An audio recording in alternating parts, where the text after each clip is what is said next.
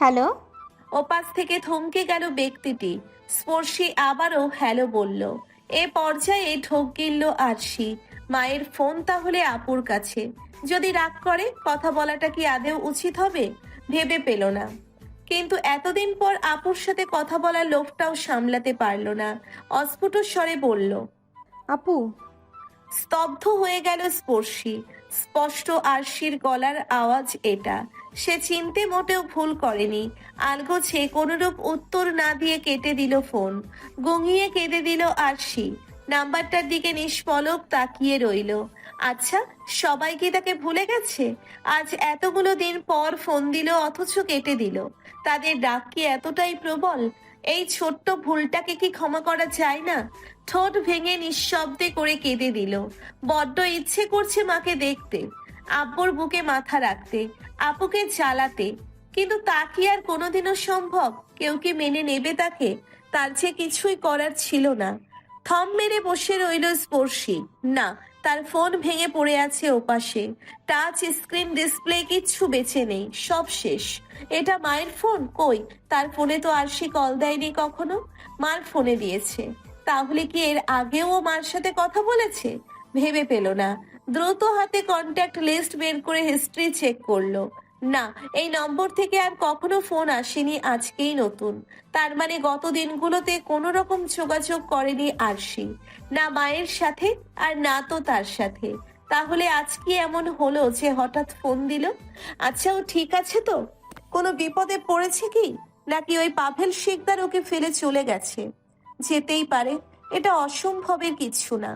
পরশ, পিয়াস, পাভেল একই রক্ত বইছে তো। সব কটা বেঈমান, বিশ্বাসঘাতক, অকৃতজ্ঞ। দ্রুত ফোন লাগালো আরশির নাম্বারে। ভীষণ অস্বস্তি হচ্ছে, লজ্জাও হচ্ছে, কিন্তু কিচ্ছু করার নেই। যদিও বিপদে পড়ে থাকে তাহলে কি হবে? রিসিভ হলো ফোন। ধমকের সুরে স্পর্শী বলল। ফোন দিয়েছিস কেন? ঢোক গিলল আরশি। আমতা আমতা করে বলল। আপু, তোমরা নাকি বাড়ি থেকে রাগ করে ঢাকায় চলে গেছো? কেন, কি হয়েছিল? বিস্মিত হলো স্পর্শী। তুই কি করে জানলি? পাবেল ভাই বলেছে। তোর পাভেল ভাইকে কে বলল? কিছুটা অস্বস্তি হলো আরশির। কি বলবে সে? বলবে যে আমার ভাসুর বলেছিল, নাকি বলবে পাফেল ভাইয়ের বড় ভাই বলেছিল? না না, এটা কেমন সম্বোধন হয়? আমতা আমতা করে বলল। পরশ ভাইয়া বলছিল ওনার সাথে। বাহ, তোদের সাথে যোগাযোগ আছে ঠিকই, কথাও হচ্ছে নিয়মিত, তাই তো? বিনবিনে কণ্ঠে আরশি বলল। আজকে উনি ফোন দিয়ে আমাদেরকে যেতে বললো সন্ধ্যার মধ্যে। কালকে ওনার বিয়ে তো, তাই। পুরনো ক্ষতটা আবারও সতেজ হয়ে উঠল স্পর্শীর। এ যেন দগদগে ঘায়ের উপর দগ্ধ লোহা চেপে ধরার মতো অনুভূতি। চিৎকার করে বলল। আমি শুনতে চেয়েছি তোর কাছে, কেন ফোন দিয়েছিস আমায়? অনুমতি নিতে যে তুই তোর শ্বশুর বাড়িতে যাবি কি না? লজ্জা করে না আমাকে ফোন দিতে? বেঈমান, অকৃতজ্ঞ, অসভ্য মেয়ে। বংশের মুখে চুলকানি মেখে বাপ মায়ের মুখে জুতো ছুঁড়ে যখন তোর ওই প্রেমিকের হাত ধরেছিলি তখন আমাদের কথা মনে ছিল না? কোন সাহসে ফোন দিয়েছিস? তোর কোনো বাপ মা বোন কিচ্ছু নেই, তোকে ভুলে গেছি আমরা। দ্বিতীয়বার আর কখনো ফোন দিবি না এই নাম্বারে, মনে থাকে যেন। যার হাত ধরে পালাইছিস তার কাছেই থাকিস, কখনো ফিরে আসবি না, মনে রাখিস। তোর জায়গা আর আমাদের কাছে হবে না, তুই মরলেও সেই খবরটা জানাবি না আমাদের। কেটে দিল ফোন। ঘন ঘন শ্বাস নিচ্ছে স্পর্শী। ফোনটাকে বন্ধ করে দিল। এক হাত দিয়ে বুকটাকে চেপে ধরে চোখ বন্ধ করে উপুর হয়ে পড়ে রইল। শরীরটাকে শক্ত করে জমে রইল। রৌদ্র প্রজ্বলিত সুন্দর সকাল। আশপাশটা সূর্যের স্নিগ্ধ আলোয় চমকাচ্ছে প্রতিনিয়ত। চেয়ারে হেলান দিয়ে চোখ বন্ধ করে রইল পরশ। এই মুহূর্তে তার অবস্থান বারান্দায়। অনেক কিছু ভাবছে। ভাবনাগুলো ক্রমশ পরিবর্তনে নিমজ্জিত। নানা রূপ ধরে সেগুলো দৃশ্যমান হচ্ছে মস্তিষ্কের মাধ্যমে। সেদিনের কথাগুলো আবার হুট করে কালকের রিয়াকশন খুবই ভাবাচ্ছে তাকে। উফ, আবারও উফ, আবারও কেন মনটা এলোমেলো হলো? কেন মনে হচ্ছে স্পর্শিয়া তার প্রতি দুর্বল? সে বিয়েতে মোটেই খুশি নেই। তার প্রতিটি কথায় প্রকাশ পেয়েছে অভিমান। কেন, কেন করছে এমন? কেন সবকিছু ঝুলিয়ে রাখছে? এত ইগো কিসের? চলে এলো রুমে, ঢকঢক করে পানি খেয়ে নিল। থম মেরে বসে রইল কিছুক্ষণ। না, এসব বিষয়ে ভাবা তার উচিত না। লাইফটাকে গোছাতে যাচ্ছে সে, অলরেডি গুছিয়েও ফেলেছে। ভুল হয়েছে কাল রাতে ওই মেয়েকে ফোন দেওয়া, না হলে আবারও এলোমেলো হতো না সে। ফোনের রিংটোন শুনতেই হাতে নিল। স্ক্রিনে তারিন নামটি জলজল করে দৃশ্যমান হচ্ছে। রিসিভ করতেই মিষ্টি সুরে ভেসে আসলো। আসসালামু আলাইকুম। চোখ বন্ধ করে নিল পরশ, সকল দুশ্চিন্তা ছেড়ে ফেললো মাথা থেকে। ওয়ালাইকুম আসসালাম। কি করছো? এই তো বসে আছি। ব্রেকফাস্ট করেছেন? পরশ চমকালো। না, সকাল থেকে এখনো পর্যন্ত নিচে নামা হয়নি। না চাইতেও সকল দুশ্চিন্তা স্মৃতিগুলো ঘুরপাক খাচ্ছে। না, খাওয়া হয়নি। তুমি খেয়েছো? ব্যতিব্যস্ত হয়ে উঠল তারিন, চিন্তিত কণ্ঠে বলল। সে কি, বেলা কতটা হয়েছে খেয়াল আছে আপনার? এখনো ব্রেকফাস্টটাও করেননি। এরকম অনিয়মে থাকছেন নাকি? দেখুন, এসব অনিয়ম আমার একটুও পছন্দ না। বিরক্ত লাগলো পরশের। সে তো এরকম কোনো আদুরে আহ্লাদী ন্যাকামো কথা শুনতে ইচ্ছুক না। তার প্রত্যাশা কিছু, এই যে এর জায়গায় স্পর্শী হলে বলতো। ভালো করেছেন, আরও ঘন্টা চারেক পর খান। আপনি বরং একসাথে লাঞ্চ করে নেবেন। আর না খেয়ে থাকতে পারলে তো আরও ভালো। হুট করে একদিন পটল তুলবেন আর আমি গোটাখানেক বিয়ে করার সুযোগ পাবো। ভাবতেই হেসে দিল পরশ। মুহূর্তেই খারাপ লাগাটা ঘেরাও করলো প্রবলভাবে। এইসব ন্যাকামো কথার সাথে মোটেও পরিচিত নয় সে। সে চাই স্পর্শী রূপী কাউকে, যে কিনা স্পর্শীর চাহিদাটা মেটাবে। সারাক্ষণ ঝগড়া করবে, ধমক মারবে, অভিমান করবে, রেগে ভাঙচুর করবে, এসব। কিন্তু এটা হচ্ছে না। কি করে মানিয়ে নেবে সে, কি করে? ফোন লাগালো স্পর্শীর নাম্বারে। সে জিজ্ঞেস করবে খোলাখুলি কেন সে কালকে অমন রিয়াক্ট করলো, কি চাই সে। আপনার কাঙ্ক্ষিত নম্বরটিতে এই মুহূর্তে সংযোগ দেওয়া সম্ভব হচ্ছে না। অনুগ্রহপূর্বক কিছুক্ষণ পর আবার চেষ্টা করুন, ধন্যবাদ। স্তব্ধ হয়ে গেল পরশ। উত্তরগুলো তার সামনে। স্পর্শী তার ফোন ধরবে না বলেই হয়তো ফোন বন্ধ রেখেছে। ওকে ফাইন, ডিস্টার্ব করবে না আর। পরশ যাকে সৃষ্টিকর্তা ভাগ্যে রেখেছে তাকেই নিজের মনের মতো তৈরি করবে। যথেষ্ট সুন্দরী, তারিন শিক্ষিতা, ভদ্র। অত্যন্ত অসভ্য বেয়াদব নয় ওই মেয়ের মতো। আম্মু প্লিজ আসো। চমকে গেল পিপাসা। ফোনের ওপাশ থেকে গড় গড় শব্দ আসছে। দ্রুত বোরখা পরতে পরতে বলল। স্পর্শী, তুই বমি করেছিস? মা, আমি আসছি এক্ষুনি, মাত্র 10 মিনিট সোনা। ফোনটা হাতের থেকে পড়ে রইল ফ্লোরের এক কোণায়। পেট চেপে বসে পড়ল স্পর্শী। জানটা যেন এক্ষুনি বেরিয়ে যাবে। মাথা ব্যথা, পেটে ব্যথা, জ্বর, বমি সব একসাথে হানা দিয়েছে। উফ, কষ্টটা কি কম হয়ে গেছিল যে আবার রোগে হামলা করলো? দেওয়ালের সাথে ঘেঁষে শুয়ে পড়লো। নিচ থেকে ওঠার শক্তি নেই আর। মিনিট পাঁচেকের মধ্যেই পিপাসা হাজির হলেন। বোরখা খোলার আর টাইম পেলেন না তিনি। মেয়েকে ধরতেই দেখলেন পুরো জামা ভিজে গেছে। দ্রুত নতুন পোশাক এনে মুখ হাত ধুইয়ে দিল। জামা চেঞ্জ করে দিয়ে ধরে ওঠালো। মায়ের গায়ে সমস্ত ভর ছেড়ে দিল স্পর্শী। মেয়েকে নিয়ে গেটের কাছে আসতেই গাড়িতে উঠলো। জ্বর বেড়েছে খুব, সকালেও এতটা ছিল না। দ্রুত হসপিটালে ভর্তি করতে হবে। দুপুর প্রায় 12টা। কালো রঙের একটা বিলাসবহুল গাড়ি থামলো। ভেতর থেকে বেরিয়ে এলো শামসুল সর্দার। শোভাম আঙ্গুল উঁচিয়ে স্পর্শীদের গেট দেখিয়ে বলল। এটাই কাল আমাকে দেখলো, এরপর মুখের উপর দুম করে গেটটা আটকে ভেতরে চলে গেল। গেল তো গেল, আর এলোই না। শামসুল সর্দার এগিয়ে গেলেন গেটের দিকে। এ কি, গেটে তো তালা দেওয়া। অবাক হলো শোভাম। হয়তো বাসায় নেই, কিন্তু গেল কোথায়? ফোনও তো বন্ধ। গেটের সামনে গাড়ি থামানো দেখেই প্রতিবেশীরা কেউ কেউ আর চোখে তাকালো। এরপর যখন দেখলো গেটের সামনে দাঁড়িয়ে আছে, তখন একজন মহিলা তাদের গেট থেকে বের হলো। সন্দেহে চোখ নিয়ে শোভামের দিকে তাকিয়ে আবারও চলে যাওয়ার উদ্দেশ্যে পা বাড়াতেই বলল। এক্সকিউজ মি আন্টি, এই পাশার লোক কোথায় বলতে পারবেন? মহিলাটি তীর্যক দৃষ্টিতে তাকালো। কালকেও আপনারে ওইখানে দাঁড়াই থাকতে দেখছিলাম অনেকক্ষণ, আবার আইসগাঁও, কারণ কি? অস্বস্তিতে পড়ে হেসে দিল শোভাম। আসলে আন্টি খুবই আর্জেন্ট। স্পর্শিয়া বা পিপাসা আন্টি কোথায় বলতে পারবেন? গেট তো তালা দেওয়া।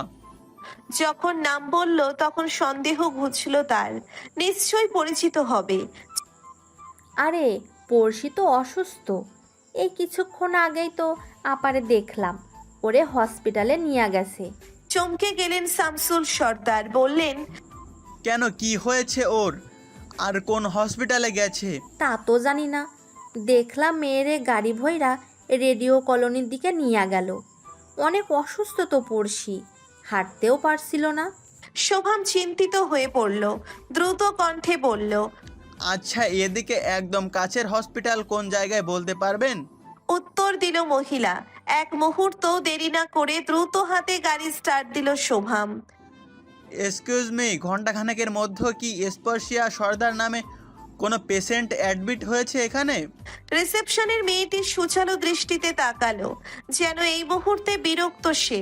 পরক্ষণেই সামনে দাঁড়ানো লোক দুটোর বেশভূষণ দেখে স্বাভাবিকভাবে হাসলো। এরা নিশ্চয়ই কোনো নামি দামি লোক হবে।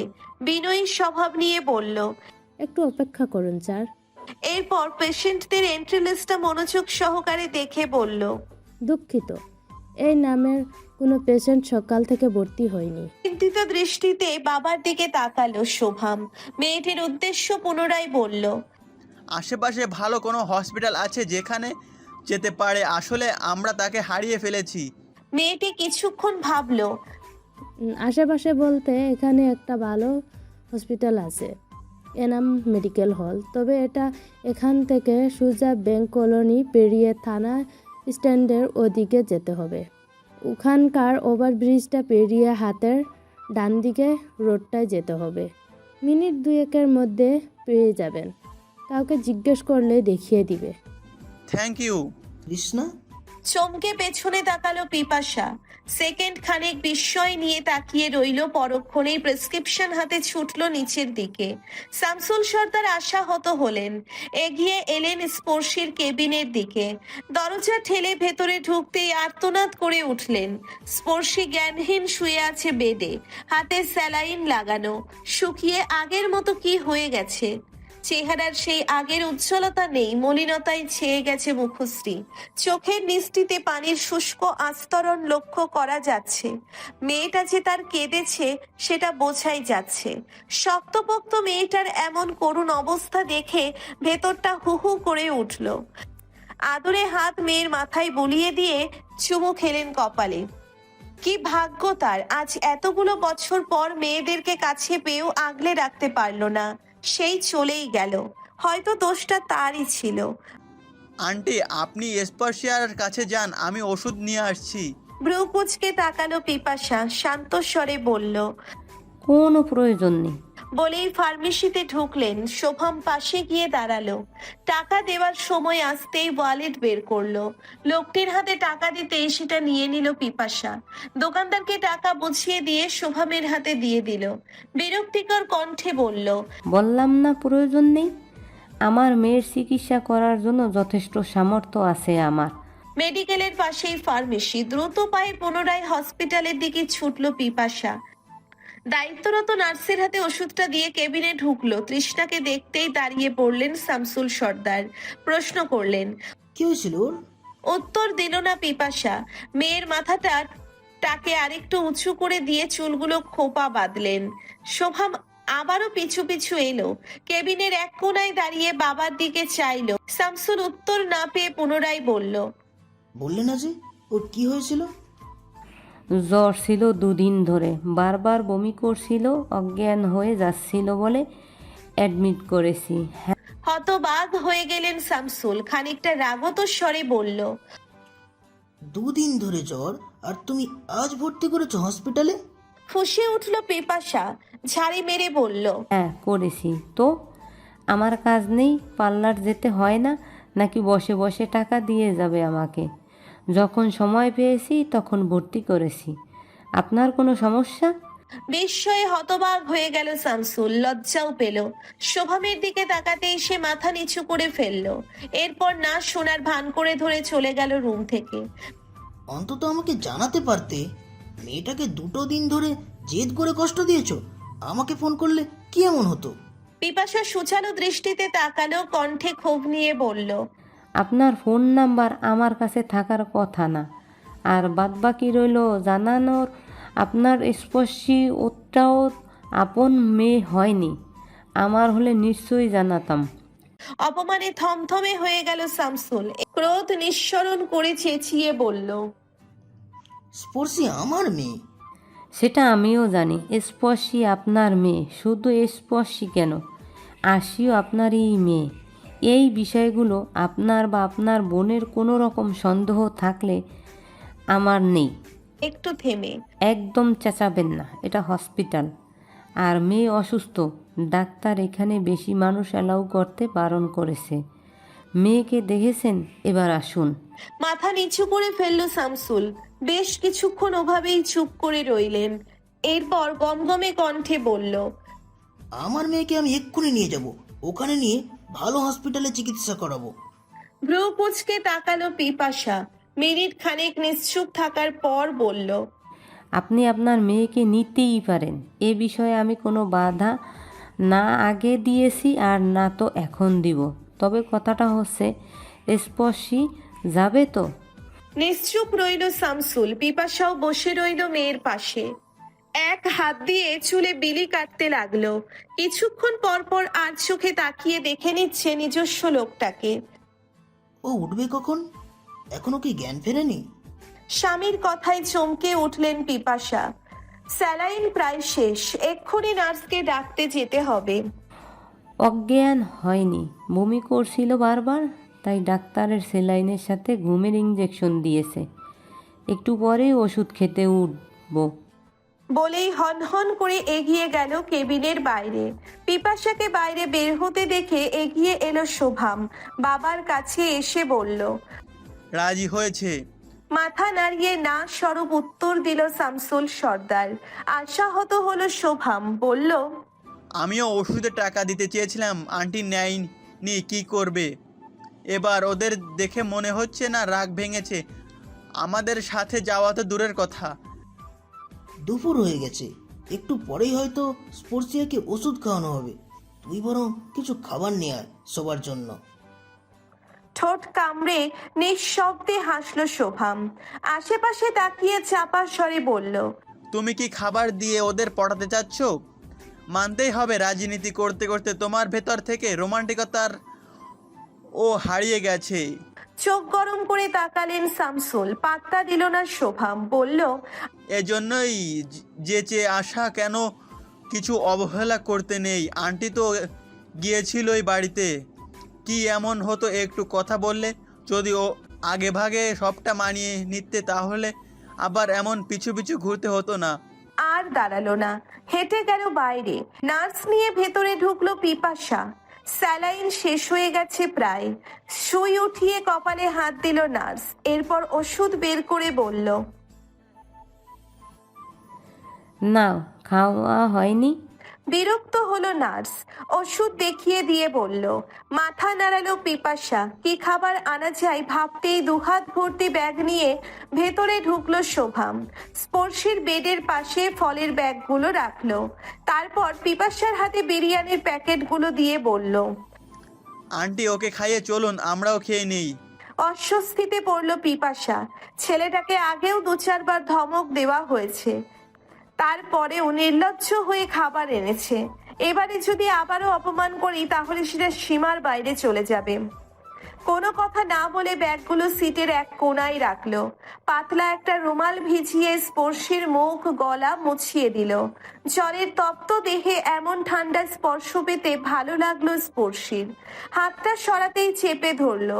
জড়ানো কণ্ঠে বলল, ভাল লাগছে। হাসলো পিপাসা। ভেজা কাপড়টা দিয়ে মুখ গলা হাত মুছতে লাগলো। কতক্ষণ পর পর আদুরে গলায় বলল, আম্মু ওঠো, ওষুধ খেতে হবে। মাথা ধরে তুলে নিজের গায়ের সাথে হেলান দেওয়ালো। ভীষণ ওজন হয়ে আছে মাথাটা। শামসুল সর্দার এগিয়ে এলেন, মেয়ের কাছে আস্তে আস্তে বললেন, মামনি, এখন শরীর কেমন লাগছে? দুম করে সামনে তাকালো স্পর্শী। মায়ের কাঁধ থেকে মাথাটা তুলে রাগত দৃষ্টিতে বাবার দিকে তাকালো। তাকে ছুতে আসতেই চেঁচিয়ে বলল, ছবি না, তুমি দূরে থাকো। এরপর মায়ের উদ্দেশ্যে বলল। তুমি ডেকেছো ওনাদের? দ্রুত মাথা নাড়িয়ে না স্বরূপ উত্তর দিল পিপাসা। বলল, না, আমি কেন ডাকবো? এক্ষুনি যেতে বলো, আমার ভাল লাগছে না। বিস্ময়ে হতভম্ব হয়ে গেলেন শামসুল। মেয়ের হাত ধরে অসহায় কণ্ঠে বললেন, মামনি এরকম করে না, শান্ত হও। তুমি অসুস্থ, আর বাবা দেখতে আসবে না? ফুঁসে উঠল স্পর্শী। অন্যদিকে তাকিয়ে বলল, কিসের বাবা? কার বাবা? কই, আমি তো আপনার সন্তান নই। আপনার বোন যখন আমার জন্ম পরিচয় নিয়ে কথা বলল, আমাকে চরিত্রহীন বলল, তখন তো আপনি মুখ বুজেছিলেন। একবারও বললেন না আমার সন্তান আমি বুঝে নিব। কিসের সন্তান আমি আপনার? স্ত্রী থাকলে তো সন্তান পাওয়া যায়। কই, আপনার তো কোনো স্ত্রী নেই, তাহলে সন্তান পেলেন কোত্থেকে? দিনের পর দিন নির্লজ্জের মতো মা আমাদের দু বোনের জন্য আপনার বাড়িতে বেহায়ের মতো পড়েছিল, অথচ আপনি তাকে মিনিমাম সম্মানটুকুও দেননি, বরং আপনার বোনকে দিয়ে অপমান করিয়েছেন। কি ভেবেছেন আমার মা অসহায়?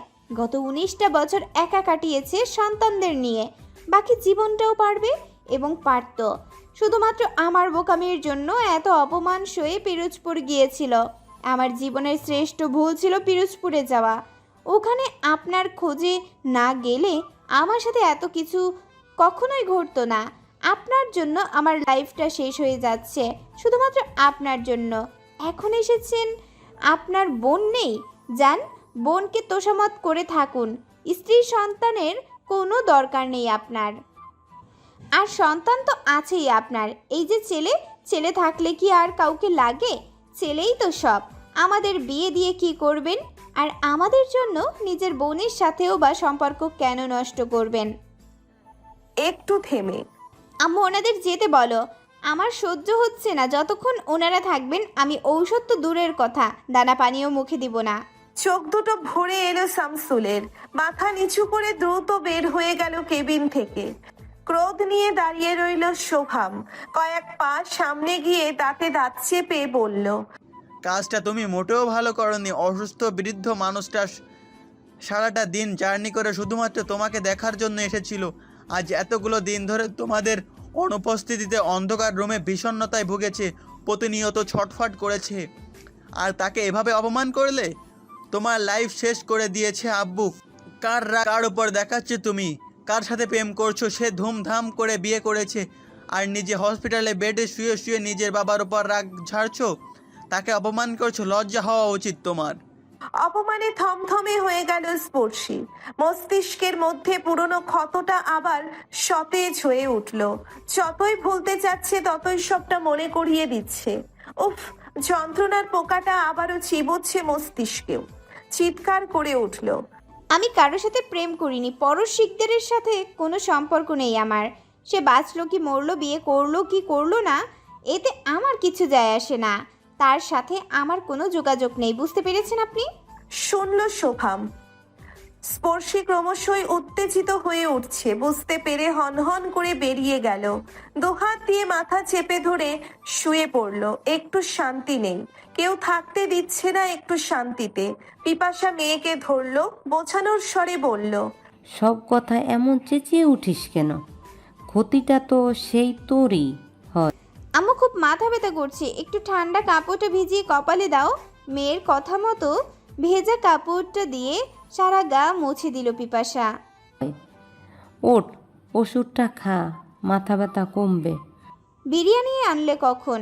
ভালো করেছ, এমনিতেই জ্বর, এর মধ্যে এসব তেল ঝাল ছাড়া খাবার ভাবতেই বমি পাচ্ছে। এর চেয়ে বিরিয়ানি বেটার। একটু থেমে, এত 4 প্যাকেট? তোর ভাই এনেছে, ওষুধের টাকাও দিতে চাইছিল, আমি নেইনি। এরপর আবার এসব কিনে এনেছে, কিন্তু খেয়ে যেতে পারলো না। এবার কি করবি? ফেলে দিবি? শান্ত দৃষ্টিতে প্যাকেটের দিকে তাকালো স্পর্শী। 4 প্যাকেট বিরিয়ানি, কেজি 5 মালটা, আঙুর আর রসগোল্লা। নড়ে চড়ে বসলো এবার। আঙ্গুল মোড়ানো কাগজ ছিঁড়ে এক ছড়ি ছিল, মুখে দিয়ে চিবোতে চিবোতে বলল, ফেলে দেওয়ার কি আছে? টাকার জিনিস, এমনিতেও রোগী দেখতে এলে এসব তো আনেই। মুখ টিপে হাসলো পিপাসা, বলল, কি করবি এখন? চমকালো স্পর্শী, বলল, কোন বিষয়ে? এই যে তোর বাবার বিষয়ে, লোকটা বারবার আসছে আর অপমানিত হচ্ছে। কি চাইছিস? সম্পর্কটা আদৌ কি রাখবি নাকি বাবা নামক কাউকে ভুলেই যাবি? বিরিয়ানির প্যাকেট খুলল স্পর্শী। উফ, কি সুগন্ধ! মায়ের এনে দেওয়া পানিতে ধুয়ে এক লোকমা মুখে নিল। সম্পর্ক নষ্ট করার কি আছে? আগেই তো বলেছি স্ত্রী থাকলেই সন্তান পাবে। যদি দেখি তারা স্বামী স্ত্রী ঠিক, তবে আমি ঠিক। যদি বলি আমি তোর বাবাকে ক্ষমা করে দিয়েছি তখন? বিরক্ত হলো স্পর্শী। হুম, তুমি ক্ষমা করলে তো হবে না। তোমাকে দিয়ে কি আসে যায়? তোমায় তো খেলায় নেইনি, তুমি দুধ ভাত। যেদিন ওই শামসুল সর্দার তার বোন শান্তি রহমানকে দিয়ে তোমার কাছে হাত জোর করে ক্ষমা বিস্মিত চাওয়াবে, হলো সেদিনই পিপাসা। যাব। সি সি সি, উনি আমার বয়সে কত বড়, এসব কি বলছিস? বিরক্ত হলো স্পর্শী, খামখেয়ালি করে বলল। উনি তোমার বয়সে বড় হলে তো কিছু আসে যায় না। সম্পর্কে তোমার ছোট ননদ, শামসুল সর্দারের ছোট বোন। ক্ষমা তো ওনাকে চাইতেই হবে, না হলে আজীবন শামসুল সর্দারকে স্ত্রী সন্তানহীন ভুগতে হবে। It's loud and clear. ভাই খইজা পাইছি। শোয়া থেকে উঠে বসলো পরশ। আজকাল ঘুমটা একটু বেশিই ধরেছে। যখন তখন সময় নেই অসময় নেই ঘুম এসেই থাকে। এখনো শরীরটা ঘুমে টলছে। অন্ধকার রুম হাতড়ে লাইট জ্বালালো, মুহূর্তেই বন্ধ করে নিল চোখটা। এতটা কড়া আলো ভীষণভাবে চোখে লাগছে। ফোন হাতে বেরিয়ে গেল রুম থেকে। বারান্দায় দাঁড়িয়ে স্ক্রিনের দিকে চাইলো। পরিচিত নাম্বারটা দেখতেই কানে নিল, বলল, ও, তুই কোনো খবর পেয়েছিস? হ্যাঁ ভাই, কালকেও কয়েকবার ফোন দিছিলাম, আপনার ফোন বন্ধ, তাই কন্ট্যাক্ট করতে পারি নাই। ওরে খুঁজে পাইছি, আমাদের ভার্সিটিতেই পড়ে, সমাজবিজ্ঞান ডিপার্টমেন্টে পড়ে। কালকেই চোখে পড়লো। মস্তিষ্ক উদাম গতিতে ছুটতে শুরু করেছে পরশের। বাম হাতটা নিষ্পিস করছে। দ্রুত কণ্ঠে বলল, তুই শিওর তো ওটাই? মুখ ভালো করে দেখেছিস? হ্যাঁ ভাই, নাম রাহুল, 21-22 সেশনের। ওর কলেজেও সাভার। সময়ের দিকে চাইলো পরশ। বিকেল 5টা বাজে। আধ ঘন্টার মধ্যে ধরে আনতে পারবি? ব্যাস, মারও দরকার নেই, শুধু ভয় দেখালে চলবে। কেউ যেন টের না পায়। আনার পর দ্রুত আমাকে ভিডিও কল দিবি। প্রয়োজনে আরও লোক লাগাবি। খরচ যা পড়বে আমি পাঠিয়ে দেব। ওপাশের ছেলেটি খুশি হলো যেন, উৎফুল্ল হয়ে বলল, ওকে ভাই, আপনি চিন্তা করবেন না, গুনতে থাকেন, মাত্র 30 মিনিট। নানা ভাবনা চিন্তা এই মুহূর্তে পরশকে কুড়ে কুড়ে খাচ্ছে। বিছানার উপর বসে ডান পা ক্রমাগত নাড়াতে নাড়াতে কল লিস্ট চেক করছে। না, এখনো ফোন আসেনি সুমনের। চট্টগ্রাম বিশ্ববিদ্যালয়ের স্টুডেন্ট সে। ওর ভাই পরশের খুবই কাছের। সেদিন রাহুলের কথা শোনা মাত্রই ওকে কল করেছিল, ছবি পাঠিয়ে খোঁজ নিতে বলেছিল। কিন্তু মাঝখান থেকে নানা ঝামেলায় এক প্রকার ভুলেই গেছিল এর কথা। ভাবনার মধ্যভাগেই কল এলো ওপাশ থেকে। ভিডিওতে আবছা অন্ধকারে চেয়ারের সাথে বাঁধা রাহুলকে স্পষ্ট বোঝা যাচ্ছে। চেহারার অনেক পরিবর্তন হয়েছে। 19-20 বছরের ছেলের সাথে 24-25 বছরের ছেলের চেহারার পার্থক্য স্বাভাবিকভাবেই থাকবে। চেহারা দেখেই বোঝা যাচ্ছে সে ভয় এবং অবাক দুটো মিলিয়ে আছে। পরশ নাম ধরে ডাক দিল। তাকালো রাহুল। সাথে সাথে সুমন এসে মোবাইলে একটা ছবি দেখালো। পরশ বলল। মেয়েটাকে? হতবাক হয়ে ফোনের দিকে তাকিয়ে রইল রাহুল। বলল, এটাতে স্পর্শী। রাগ লাগলো পরশের। আসন্ন প্রশ্নের উত্তর ঠিক কি হতে পারে ভাবতেই গা জ্বলে যাচ্ছে। আলতো চেঁচিয়ে বলল, হ্যাঁ, আমি জানি এটা স্পোর্টসের সর্দার, কিন্তু তুই জানিস কিভাবে? কি সম্পর্ক ওর সাথে? ছেলেটা সামান্য অস্বস্তিতে পড়ল। আমতা আমতা করে বলল, ও আমার কলেজ ফ্রেন্ড ছিল, আমরা একসাথে পড়েছি, তাই চিনি। আর কি সম্পর্ক থাকবে? এই উত্তর পছন্দ হলো না পরশের। ওর সাথে কতদিনের সম্পর্ক তোর? এবারে সুমন এসে একটা পিস্তল ঠেকালো কপালে। বলল, সোজা সাপটা ভাইয়ের প্রশ্নের উত্তর দে। ঘাবড়ে গেল রাহুল। এই গ্যাং ভার্সিটিতে তার সিনিয়র। ভীষণ ভয়ানক দল এরা। সে বরাবরই এসব ঝই ঝামেলা এড়িয়ে চলে, বিশেষ করে বিয়ের পর থেকে। শান্ত কণ্ঠে আমতা আমতা করে বলল,